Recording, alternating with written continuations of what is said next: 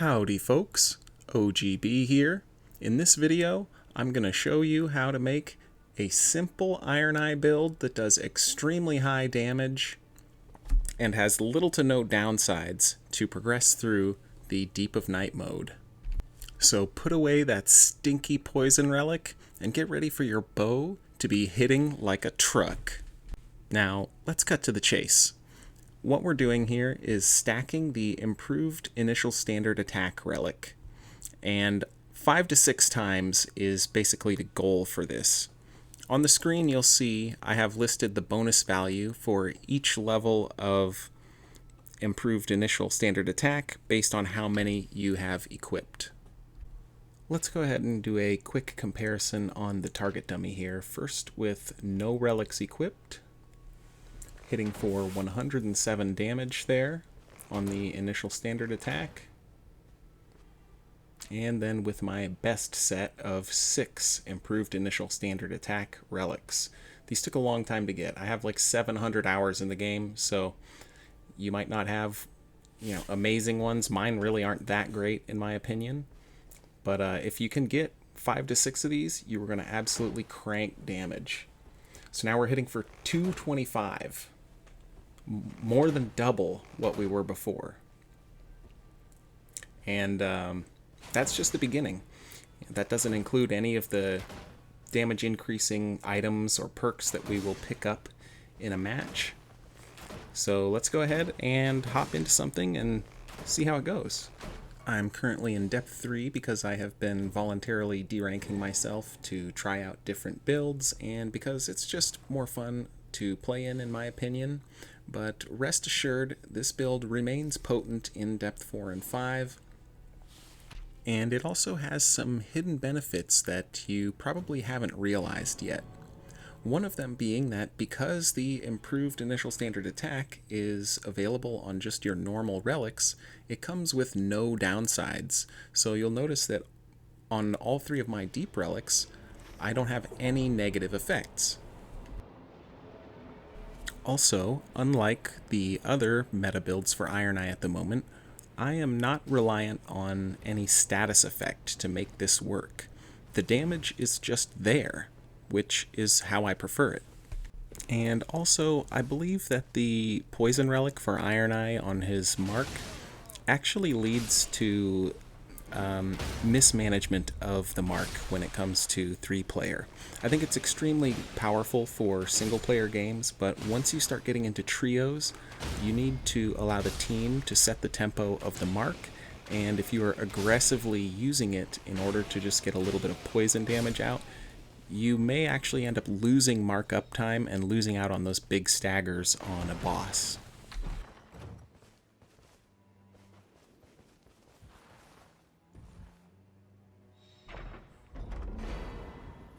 Now, the main objective here, or the first objective I should say, is to get an offhand bow and then upgrade both of the bows that I have, unless I get a nice drop off of this castle boss.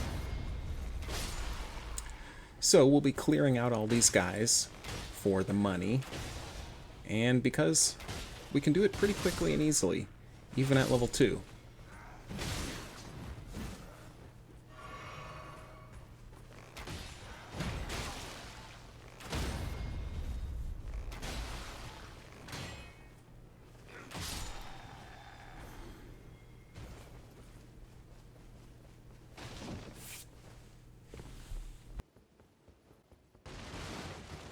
So this is actually pretty good RNG here. We get a poison bow off the first set of chests, and the boss is Adele.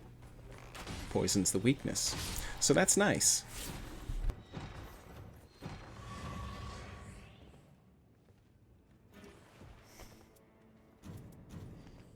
What I'm doing, by the way, just in case anyone hasn't caught on yet, is I'm alternating shots with my 2 bows to force the initial standard attack on every shot. And that's how I'm getting these big chunks of damage off of the enemies every single time. So now the plan is take this guy out, we'll go hit the nearby Everjail, and then hit up the castle and hope there's something good there.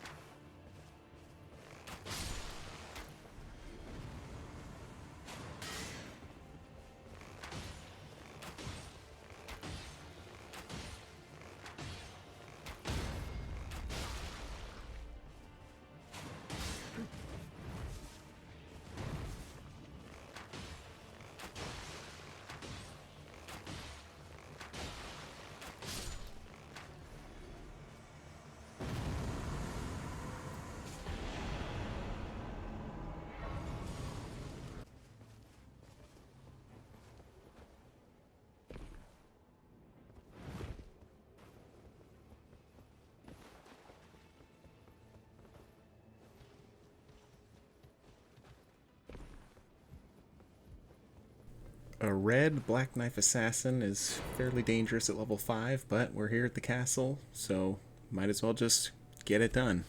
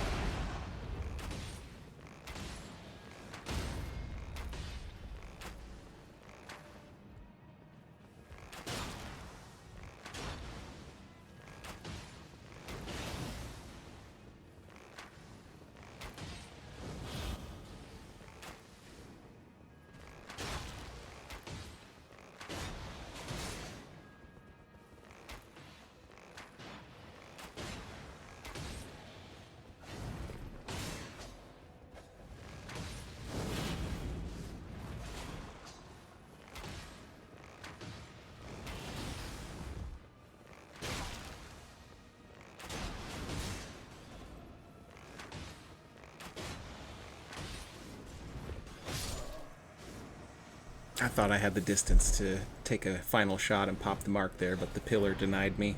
But no big deal. She's almost dead. We'll finish her off relatively quickly.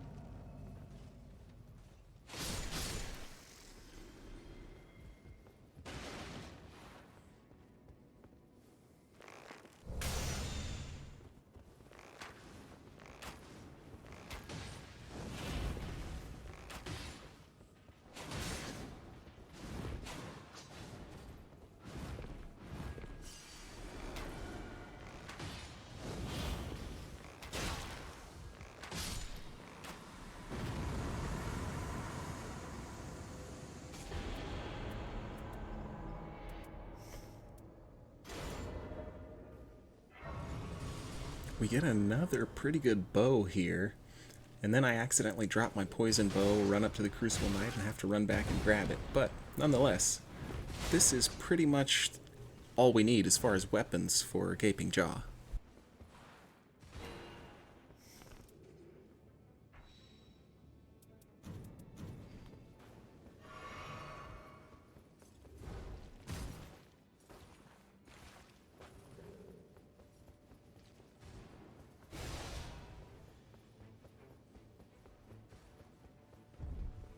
We'll pick up this useful green turtle talisman and then take out all of the spear-wielding Crucible Knights, and that'll pretty much be it for day 1. And if you're still watching, this is where the damage really starts to scale. Look at these big chunks coming off the Crucible Knights here. I mean, I don't even have to mark these guys unless I really want to. And I'm still going to kill them incredibly fast. One down.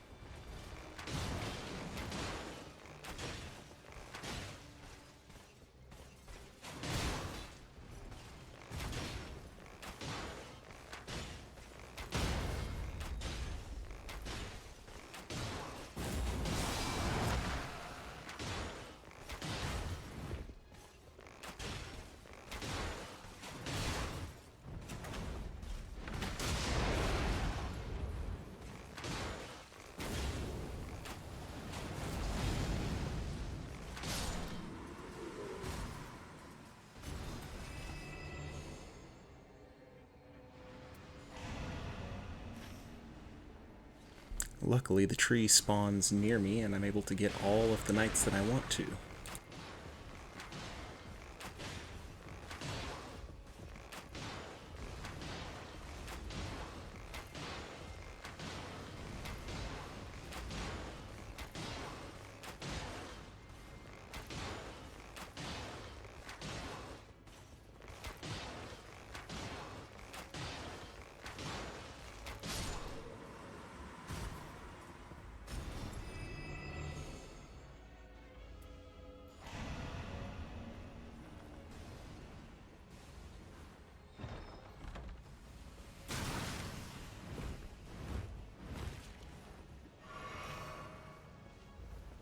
I don't get to level up before the boss though, which is unfortunate, but I have a trick up my sleeve that you'll see in just a second.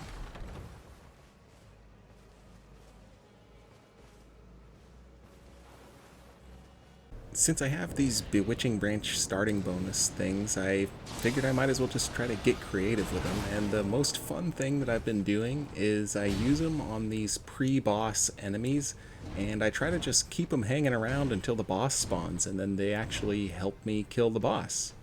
Sometimes they just do really funny stuff, too.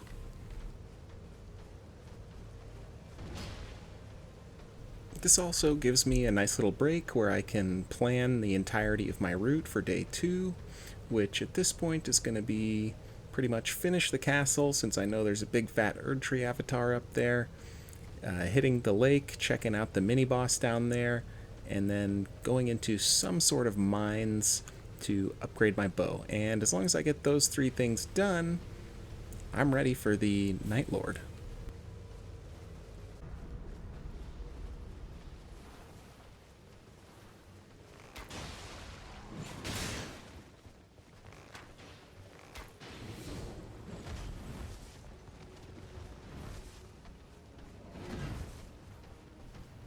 Here they come!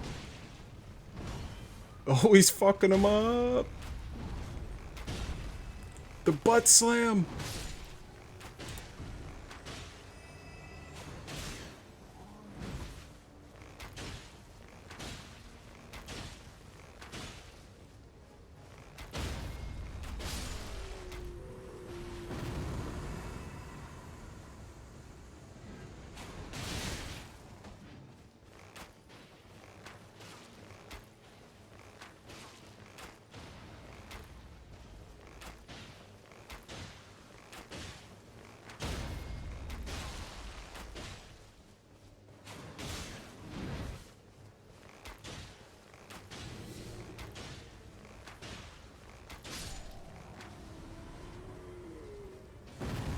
And now we proceed with the plan.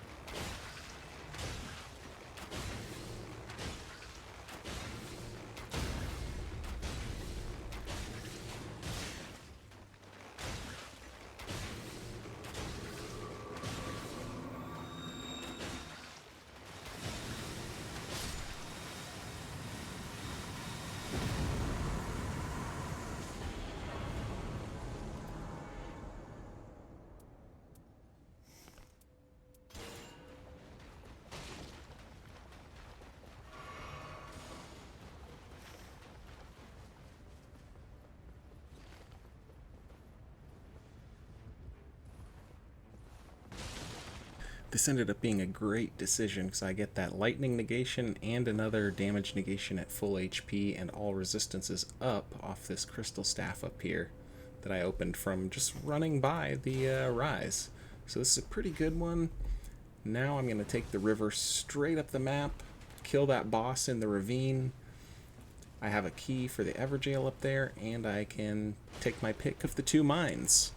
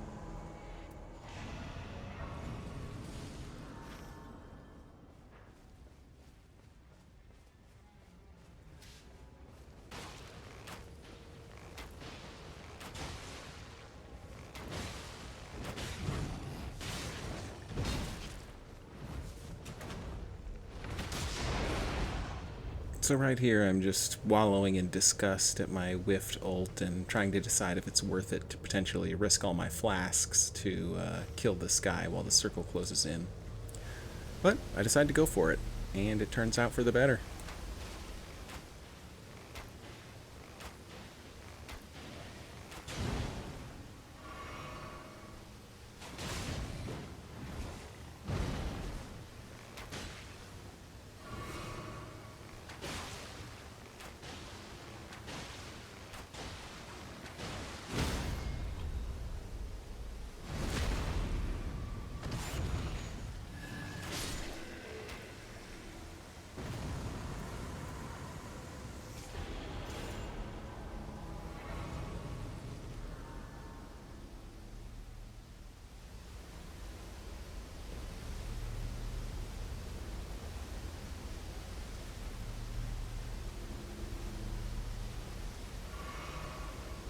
Now this is another one of those moments where the damage is really going to show itself off.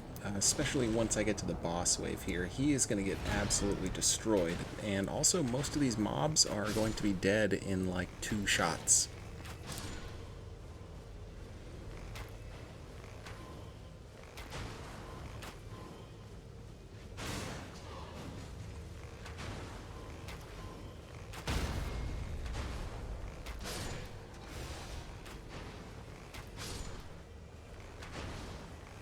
My main hand is hitting for 348 damage on my initial shot, and the headshots are doing like 400 plus.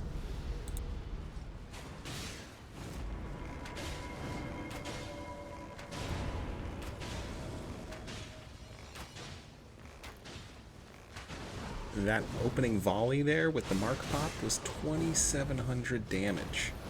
Basically, over a quarter of the boss's health bar just gone.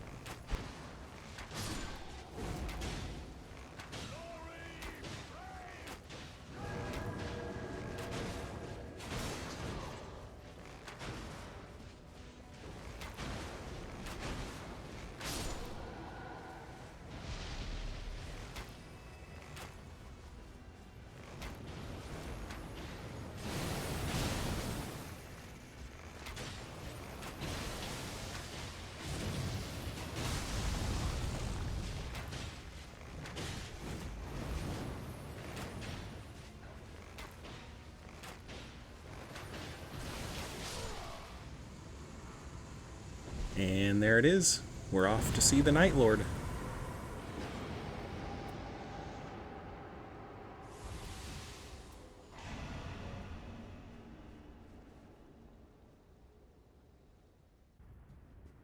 I ended up getting the Everdark version of Gaping Jaw, which is good for me, just because I think it's a better showcase for the build.